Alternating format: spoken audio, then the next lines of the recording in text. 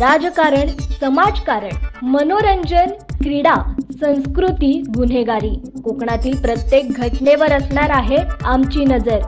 Konkan times news, तुमच्या हक्काचं बातमीपत्र। दारूच्या नशेत मारहाण केल्याने युवक गंभीर जखमी। दारूच्या नशेत बांबूच्या काठीने मारहाण केल्याने देवा शंकर राठोड हा 42 वर्षाचा युवक गंभीर जखमी झाला असून त्याला उपचारासाठी मुंबईत दाखल करण्यात आले आहे।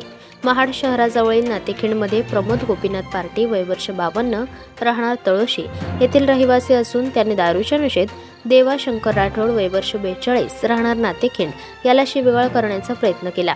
तेव्हा राठोड यांनी प्रमोद पार्टीला तू मला शिवीगाळ का करतोस अशी विचारणा केली असता आरोपी प्रमोद गोपीनाथ पार्टी याने देवाकी शंकर राठोड याला डोक्यावर व डोक्याच्या मागील भागेत बांबूचे फटके मारून गंभीर जखमी करून जीवेठार मारण्याचा प्रयत्न केला।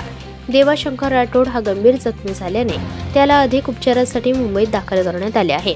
याबाबत महाड शहर पोलीस ठाण्यात भारतीय दंडविधान कलम 307 व 504 अन्वये गुन्हा दाखल करण्यात आला असून महाड शहर पोलीस ठाण्याचे पोलीस निरीक्षक तडवी यांच्या मार्गदर्शनाखाली वालकोळी हे तपास करीत आहेत। Bureau report, Konkan times news, Mahad, Raigad.